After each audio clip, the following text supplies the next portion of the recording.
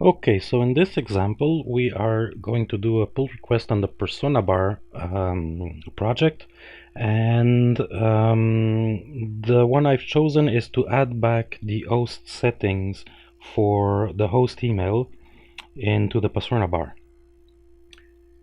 To work on the persona bar, we need to build one of the modules, which will generate as a website folder. So there's no website folder already there, and that way we know exactly the correct location for that website folder.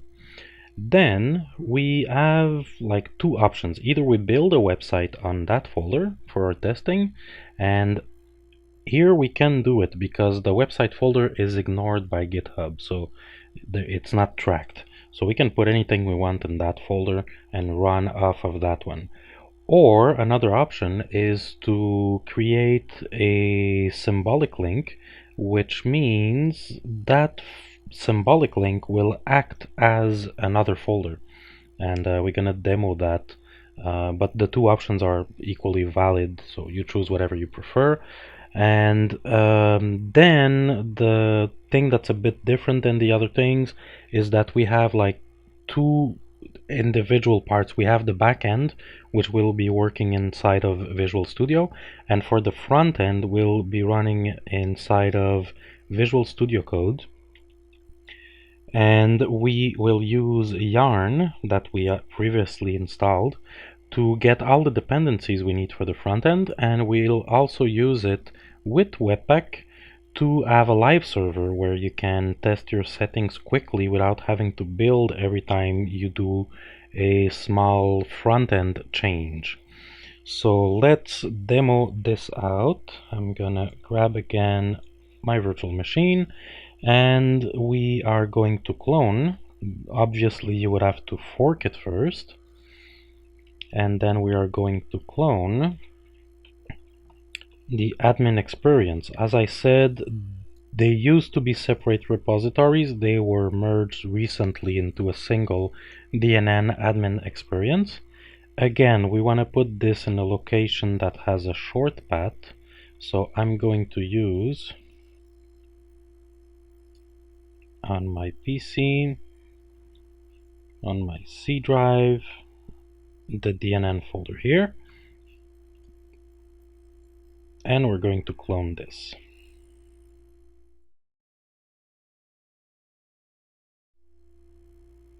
Okay, so we have a solution file right here that we can open,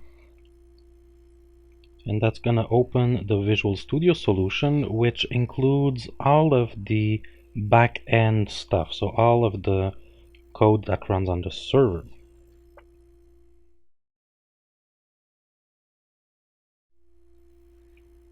There we go. So the project is divided into a couple of folders. If I scroll up here and let's close a couple of these things.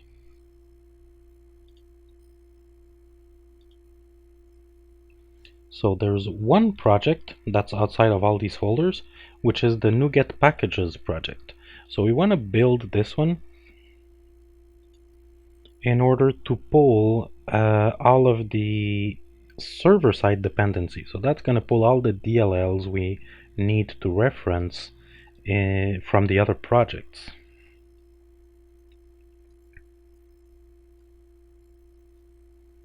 While that loads, I'm going to show you what the folder structure looks like.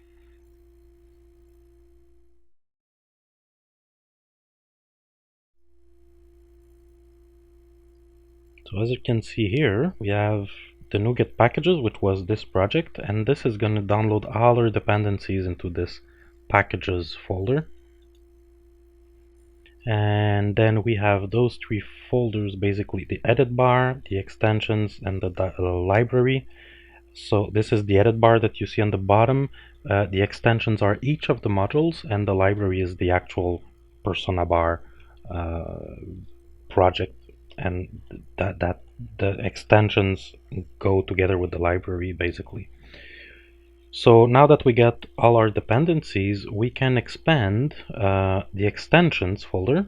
That's going to give us all of our persona bar modules, and they are further divided in three folders for content, manage, and settings, which are the three primary menus in the persona bar. So the one we will be working with is in settings. Let me close these.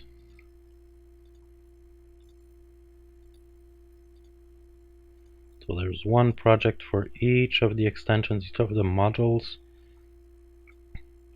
The one we're looking for is servers. That's where we're gonna implement our change. So you want to build this one too. And now this will build the project, and it's gonna create us a new folder here, website.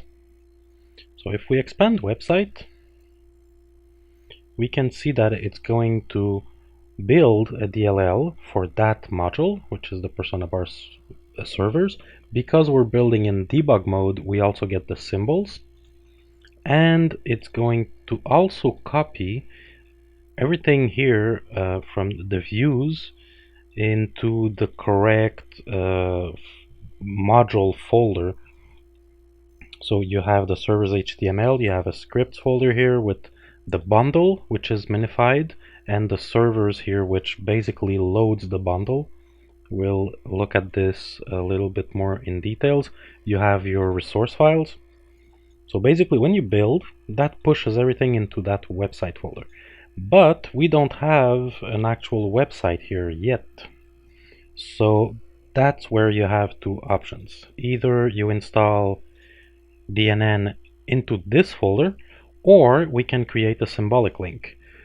Just to save time, I'm gonna create a website symbolic link right here that will point us to the existing installation that we have here, which is DNN modules.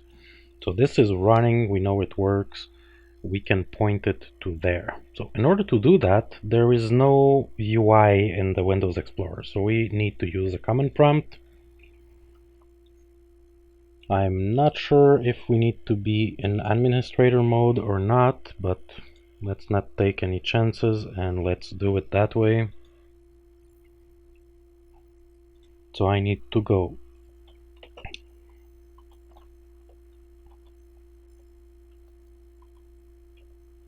so in this folder I have my Dnn.AdminExperience, and there's already a website folder. What I'm gonna do, I'm just gonna delete it.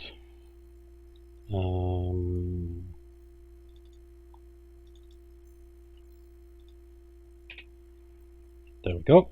And the command is mklink, and then the source and the destination. So we might want to make a link for a directory. It's -d, the source, because you can have symbolic links for files too.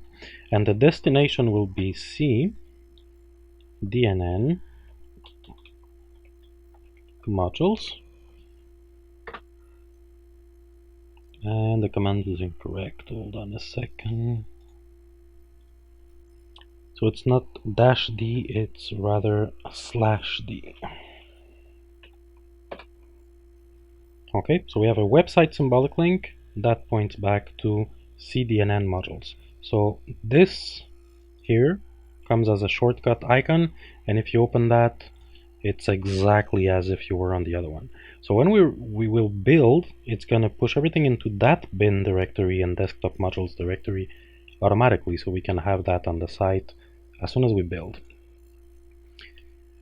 So let's close this, let's close that, and now we can start making our back-end changes. Nothing's going to be visible yet, but we need to expose the data and the API's changes so that when we're going to be working on the front end, it actually works and does something. But before that, let's demo a simple front-end change. So as you can see in this project here, we have admin, components, menu controllers, providers, and services. If I open this in Explorer,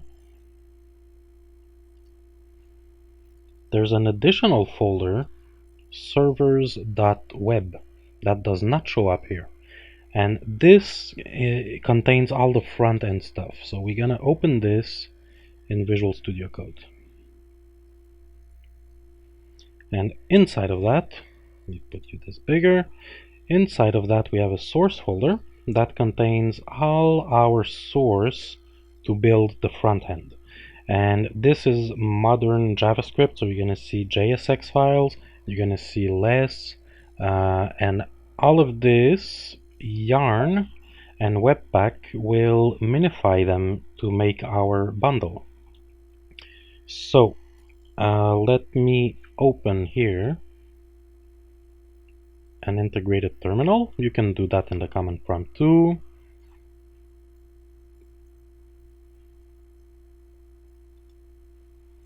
And we installed yarn previously. If you don't have it installed, go check out to do it. But basically, if I run yarn here, it's gonna install all of my front end dependencies.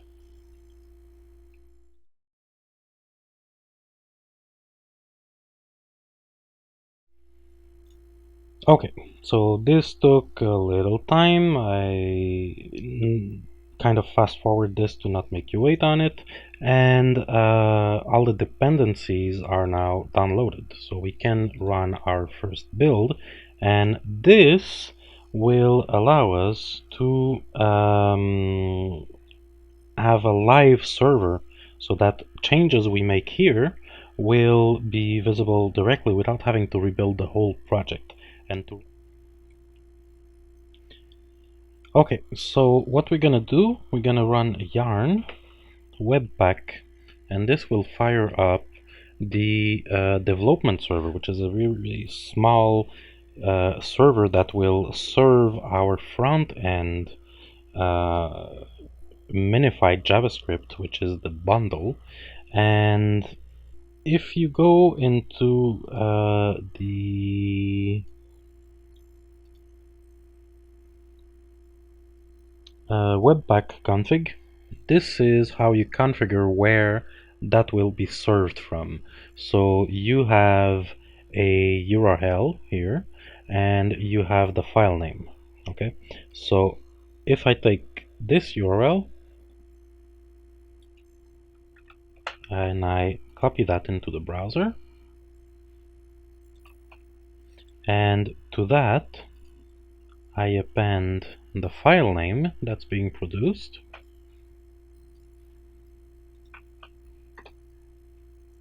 I should be able to see a JavaScript file. Here it's not totally minified because we're in development mode. When we're in production mode, that will be minified further. So we can confirm that the live server is working, and we're not passing through IIS or anything. It's really served by Node as a web server. Now, the port 8080, you may be using that for something else, so that can be changed in the webpack config, and then you can just rerun that command and it's going to be served from another port. I know I had that issue on my local machine. I don't have it on this virtual machine. If it happens to you, this is where you're going to change the port. So we know we can get this part working. Now to plug this in so that DNN will use our live server, now we have to go on the server part of things, and we are going to edit in the admin folder, persona bar. There is a script here, servers.js. This is the piece that links the front end to the correct servers bundle. So we want to edit this and remove this location, which would be the local site where it's running from, and point that to our development server. So http localhost on port 8080 slash dist, which we took from the webpack config. I'm gonna save that, and that will not apply to our site because we're in the source folder. So we need to take that project and build it. That will build the DLL and copy all of these content files into our actual website. Succeeded. Now we're gonna navigate to the actual website.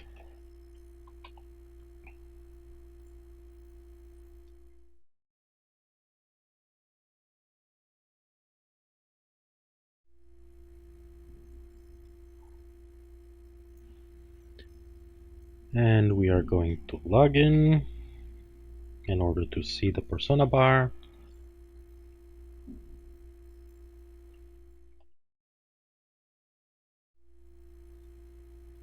So the section we were touching was servers. So just to confirm that it still loads, we're fine. And now, if you want to confirm that everything works, we're gonna add just a little test here. So I have two of them open, which I don't need. Okay, so in the main JSX file here, that loads the app, and the app is defined as containers root. So in containers root,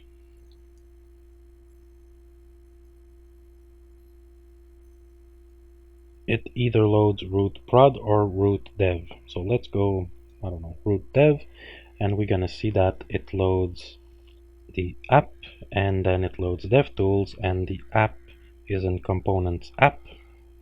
So let's go into components app, and I already know where I need to make my change. I'm just showing you the progress of finding, you know, what loads what and where do we get from there.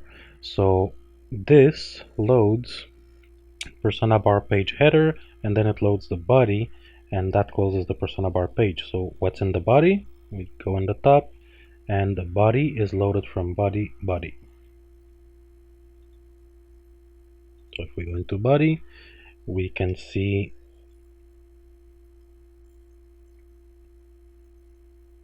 by scrolling down that it loads tabs, and the tabs are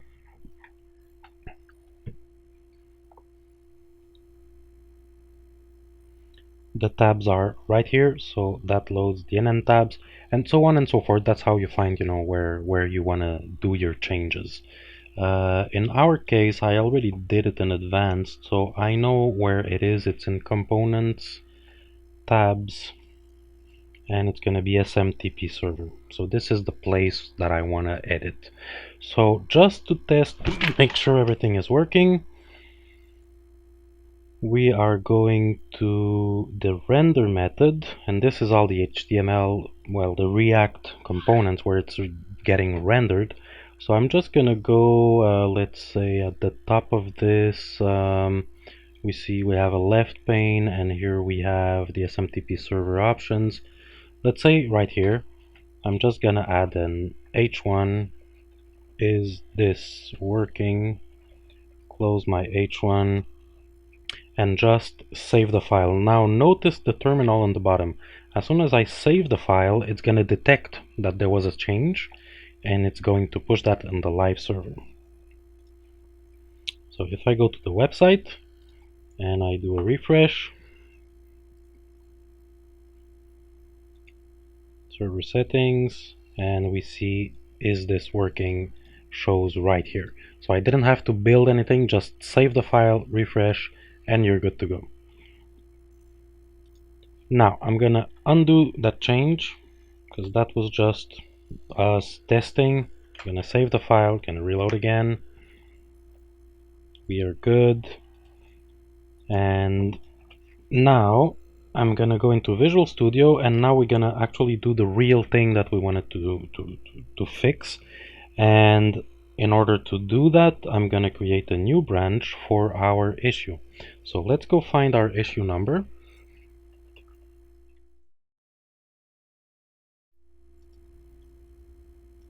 Actually, that issue is not under my name because it was moved. So it's under the name of the person who moved it, which is Oliver. Okay, so it's issue number 6. Now, notice how small the issue numbers are here because it's a brand new repository. So back into Visual Studio, I'm going to create a new branch. Issue, what was it? 6? 6. I'm going to call this issue 6. Create my branch. Make sure it's selected. We're ready to go. Okay, so the back end changes that we need to do in order to add back the host email. We need to go. I've done this in advance, so I have everything ready. Basically, if we go into the services here, there's a data transfer object. That is the object that is passed between the service and that contains the actual fields. So I need to go into the update SMTP service request, and I need to add a new field. Before I do that, I'm going to show you another little trick with what we have here. There's actually very nice browser plugins for the front-end troubleshooting. And one of them, if I go into the App Store, into the, not the App Store, but the Chrome apps web store, one of them is a React browser plugin, React Developer Tools. So if you add that to Chrome, it's gonna add you a React tab in the developer panel, and the persona bar uses React and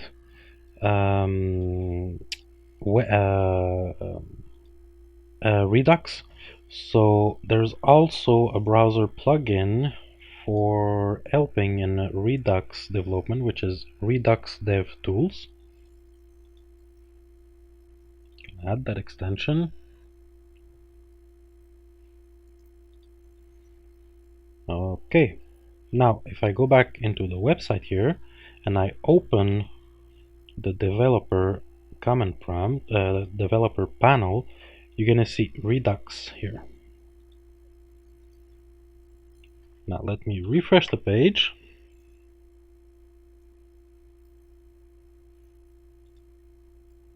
If I just click on that iframe, we're gonna see here very useful tools, and this has history, so you can move back and forward in time to see what's happening at what time, which is very useful.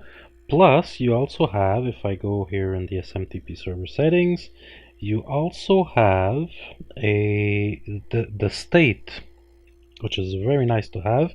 So you can see the actual data objects that are being used here. It's very nice, and there's even a way to see it visually if you go in the chart mode here.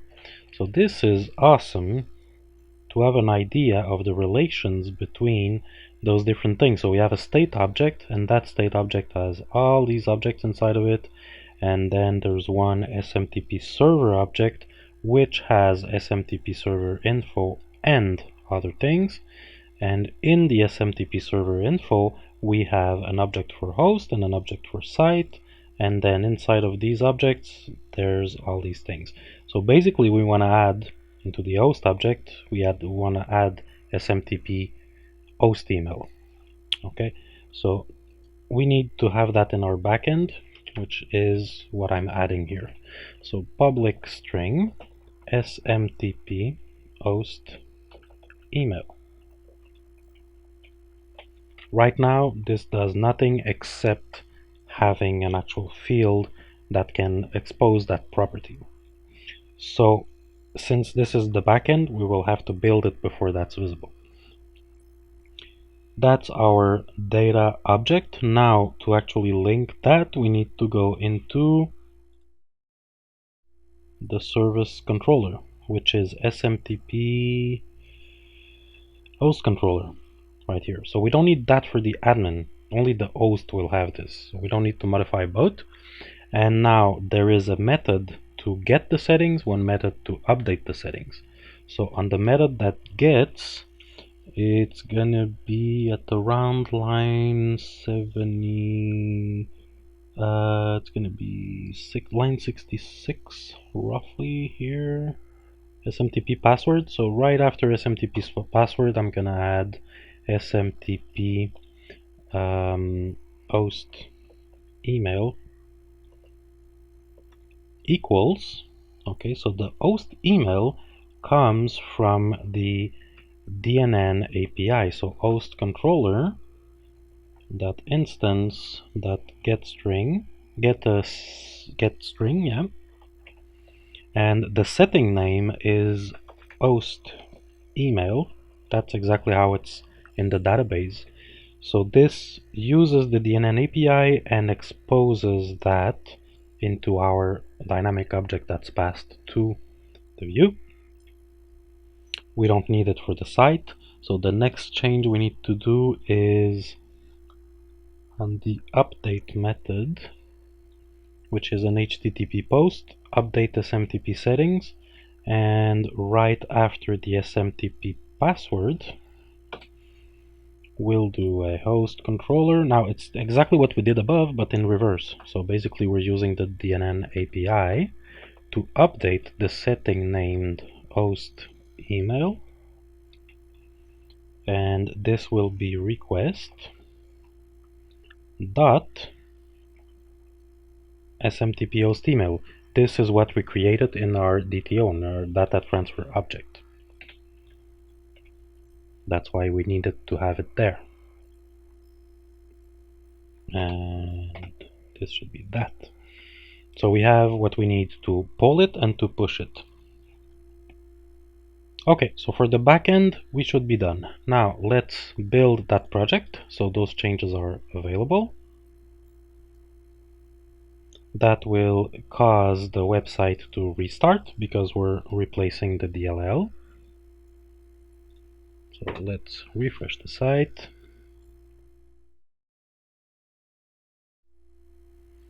Okay, so now if I go into servers, what do we have here?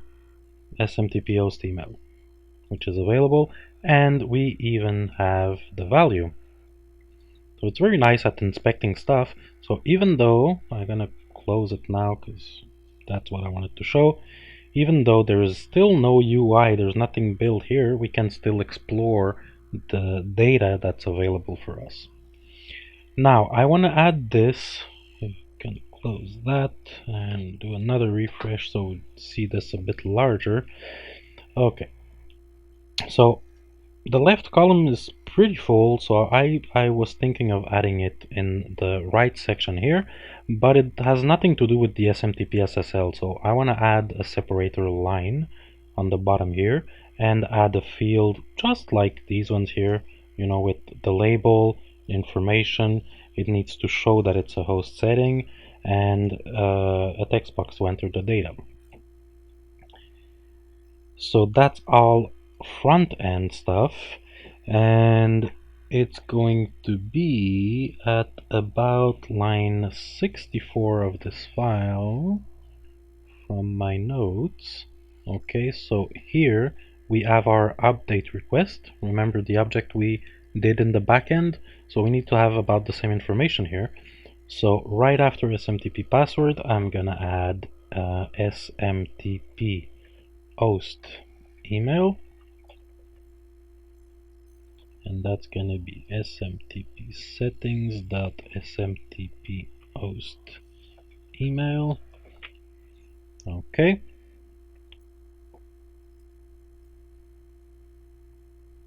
then at about line 200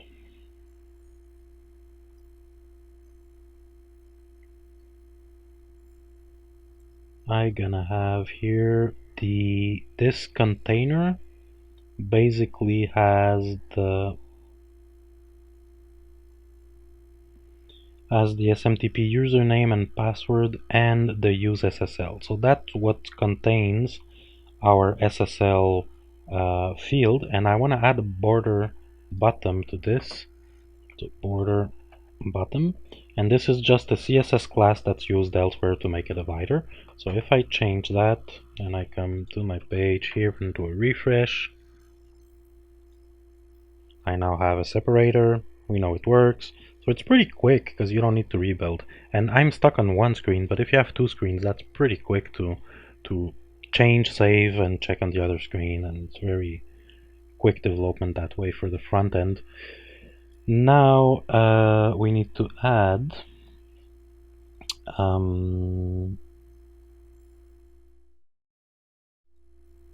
at about line 230. So after we close this, basically. So this is where we open that section. So I'm gonna follow this line, and I'm gonna go here, and basically I'm gonna do something similar to what we have here, but with a text field. So similar to the SMTP password that we have here. So I want to check if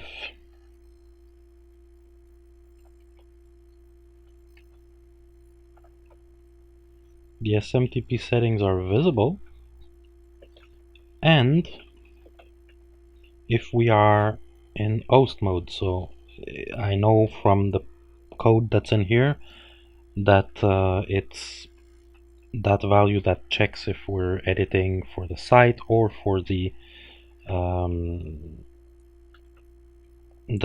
host. So basically we're going to create an edit block, which is a React component that's used here, and we're going to do about the same thing.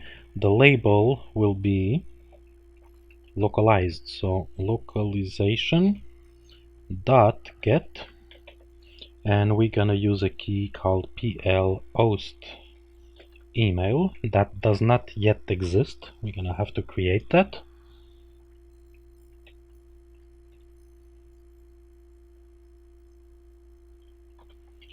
We will use a tooltip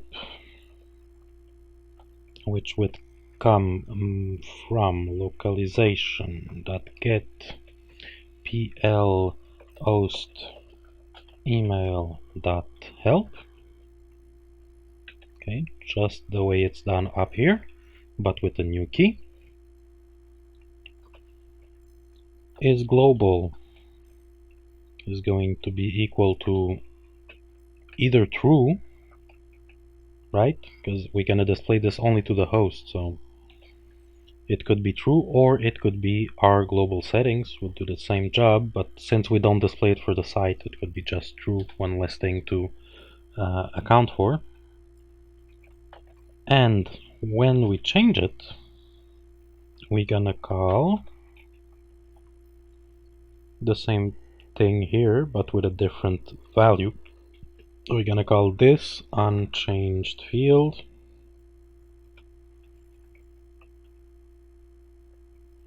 dot bind.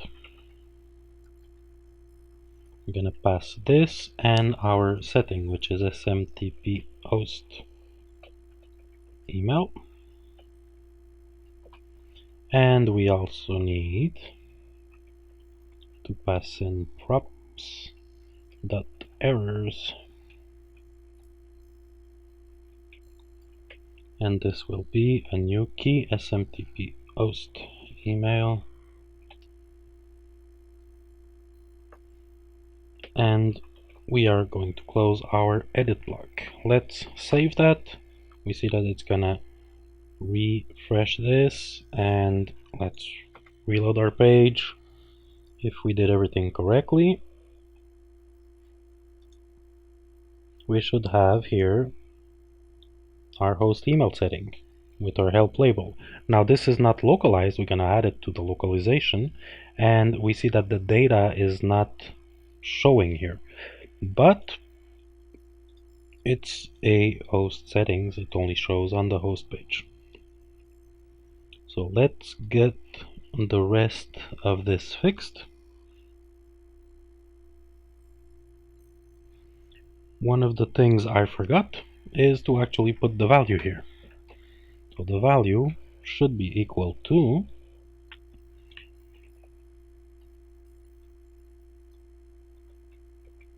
selected SMTP settings dot SMTP host email.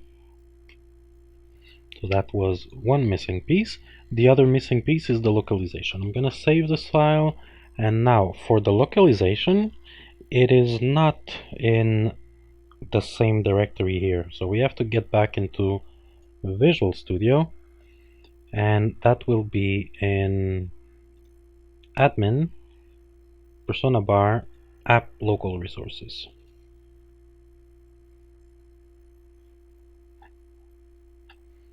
So we need to add our two localization resources here, pl host email, right?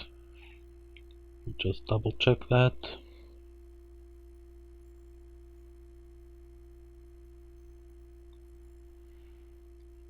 Yep, pl host email dot text. That will be our label. So we're gonna give it host email, and then our help text ph host email dot help will be the host email is used when testing the mail server.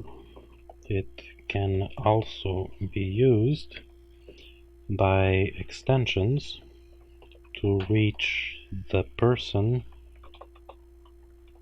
responsible for the hosting. That's it, we're gonna save that. Now, this is only in the source, so again, we're gonna need to build that in order to replace it in our actual website, running website, and that will cause a restart.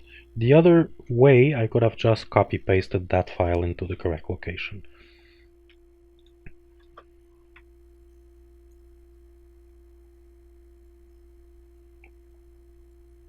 If we did everything right, we should get a proper label, and we should see the current host email in that box, and we should be able to update and save that change.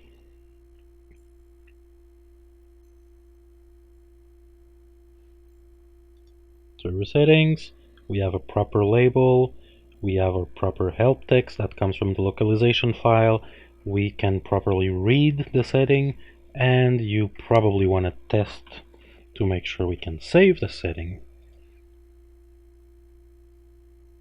So saved successfully, and to make sure that it's actually saved, we're gonna clear the cache and get back here, and it's fine. We're also gonna change module and get back into servers, and it's still correct. I'm gonna restore this to the value it was. I'm gonna make sure that only hosts can see this. So if you only see this part, that setting is not exposed to you. And that's good. So we're ready to commit our changes. So I'm gonna stop the dev server here because we don't need it anymore. It's Control C. I'm gonna go in Visual Studio. Now, even though this content is not part of the Visual Studio solution, it's still tracked by GitHub, by Git. So we don't see them here, but the changes are actually included in that commit. Let me close those files just to clean up, and let's see the 6 changes we have. Okay, as always, you want to check that you changed only the minimum to solve the solution. So servers regex, that's our localization file, and we see we have only this change. It's good. That's good to go. Then in servers.js, this change, do we want to commit that? No, that was for development.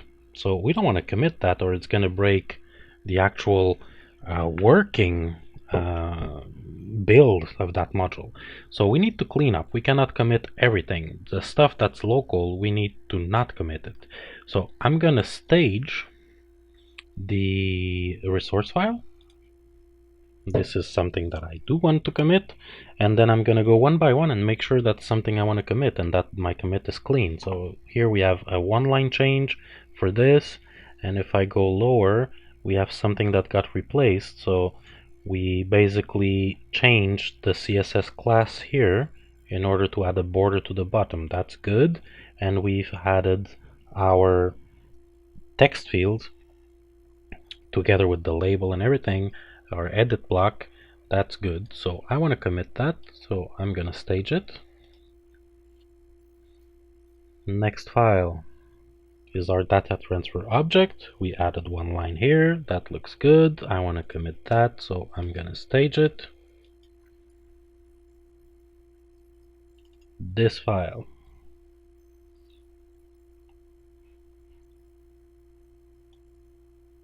this is our getter and setter in our service, so we want to commit that.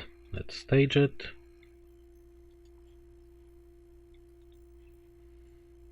Servers.js, that's the one that we decided we would not commit. So all is good. That's what we want to commit. It's all staged. Now I'm gonna make a commit message. Added back host email setting in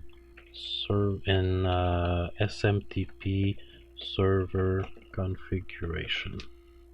Okay, I'm gonna commit this.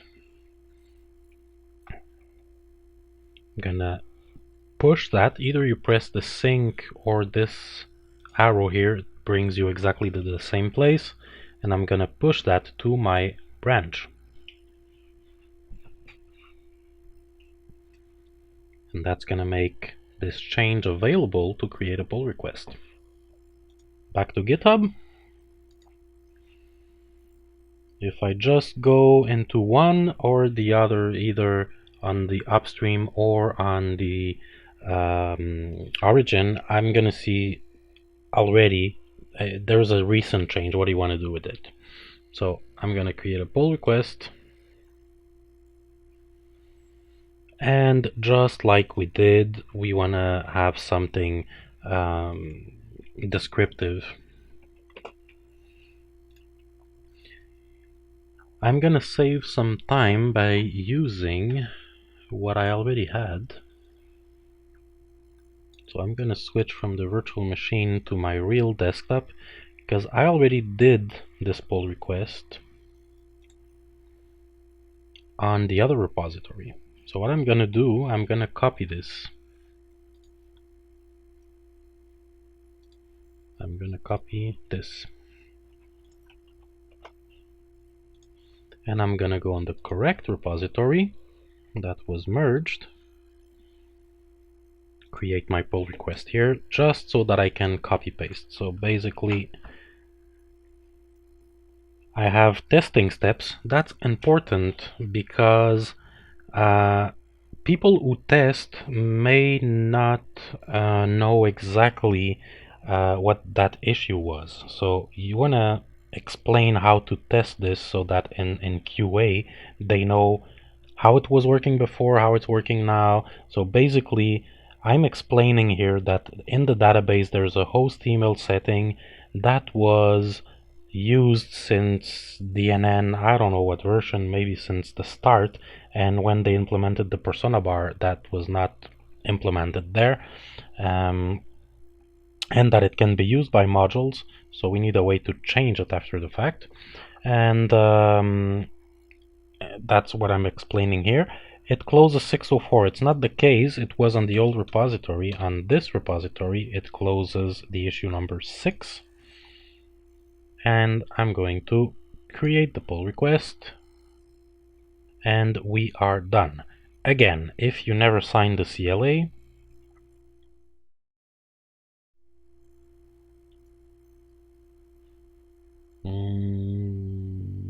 where's the check for the CLA? It should show here.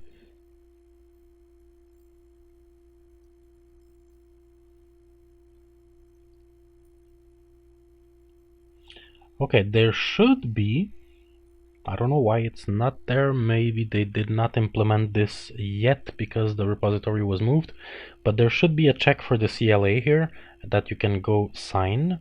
And the other thing, 2 persons need to approve that, and the build must still work. So this is VSTS building your changes and making sure that it actually builds. So if we click on details here, we can actually see the build progress. And it's currently waiting. But anyway, that's gonna create a build, and you should have in the artifacts, it's gonna run the tests and everything, and in the artifacts we should get a new release including those changes. So that's it for now. Thank you very much.